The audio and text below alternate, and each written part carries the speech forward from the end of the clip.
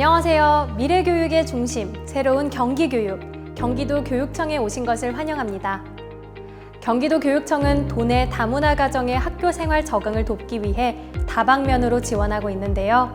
이번 시간에는 고등학교 입학을 앞두고 걱정과 기대를 동시에 안고 있는 다문화 가정 학생들을 위해 고등학교 입학 및 학교 생활 안내편을 준비했습니다.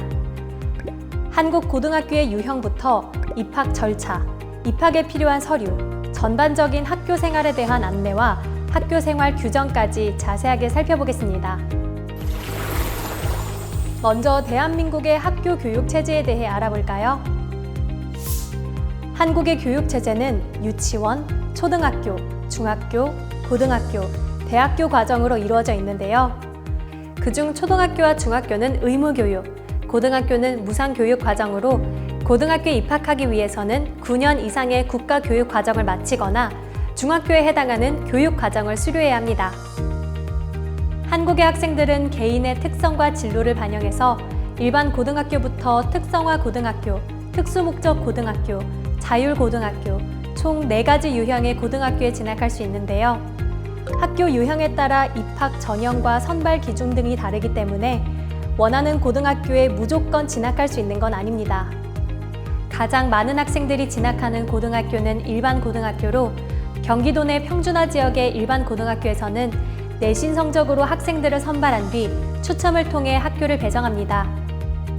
경기도 내 비평준화 지역의 일반 고등학교에서는 내신 성적 등을 기준으로 학교별로 학생을 선발합니다. 다음으로 많은 학생들이 진학하는 특성화 고등학교는 졸업 후 취업을 목표로 하는 직업교육을 실시하는 학교인데요. 특성화 고등학교에서는 내신과 면접 등을 통해 학교별로 학생을 선발합니다.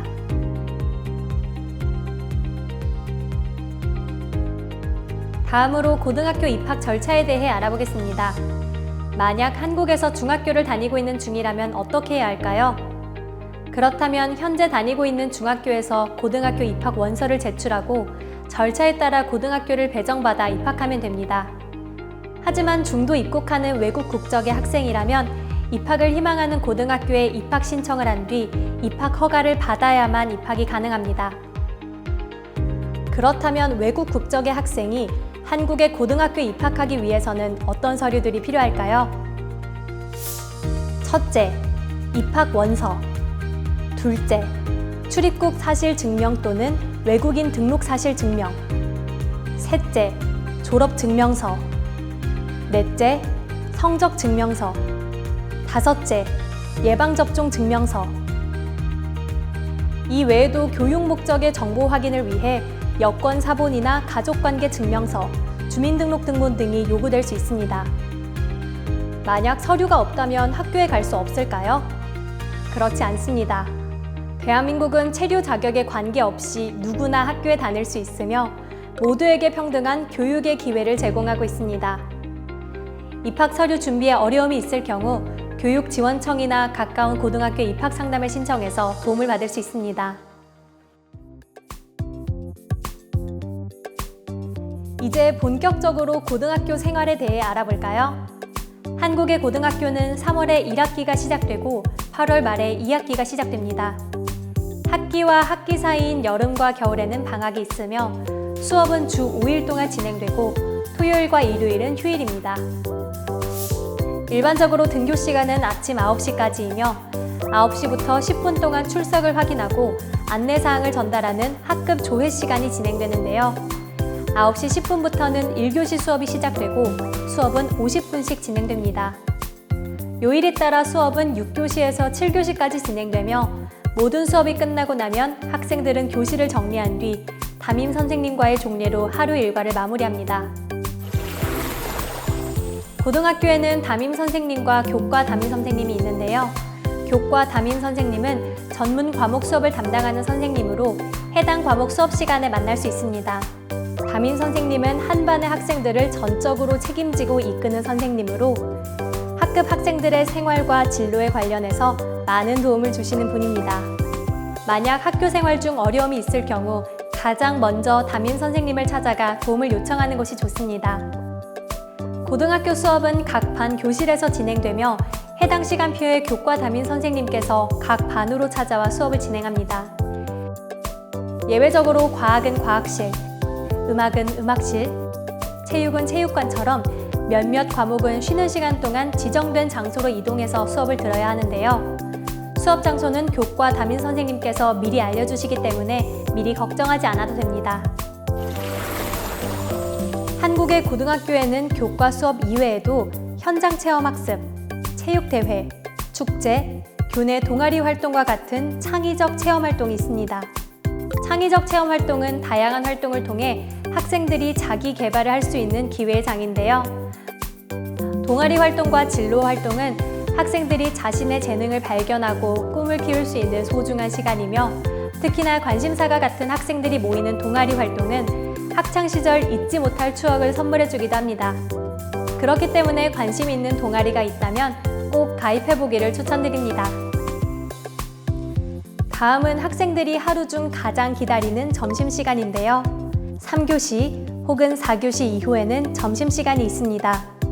한국의 고등학교는 점심을 무상으로 제공하며 급식실이나 교실에서 친구들과 함께 점심 식사를 하면 됩니다.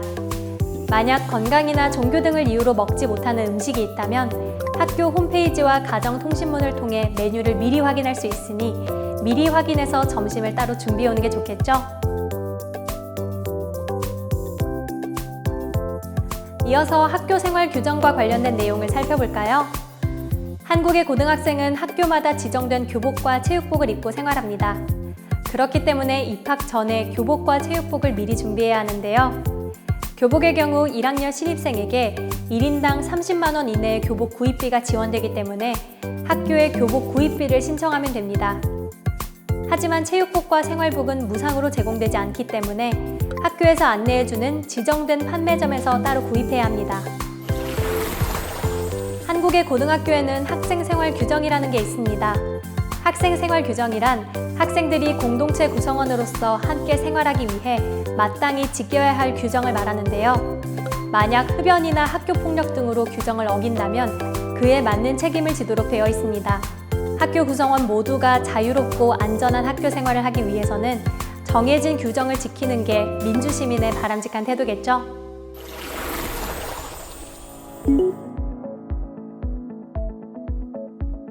학교에서 안내사항이 있을 경우 가정통신문 발송과 함께 문자 메시지나 학교 알림이 앱을 통해 가정에 알리는 경우가 많은데요.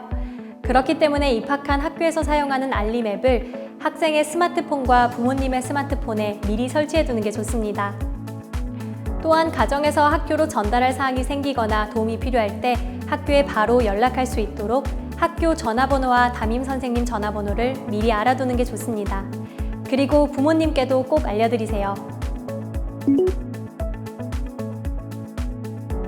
학교를 다니다 보면 질병과 같은 이유로 학교에 지각하거나 결석해야 하는 경우가 생기는데요. 무단 결석을 하는 경우 학생 생활 규정에 따라 징계를 받거나 학교 생활기록부에 기록이 남아 불이익을 받을 수 있기 때문에 반드시 담임 선생님에게 미리 연락을 취해야 합니다.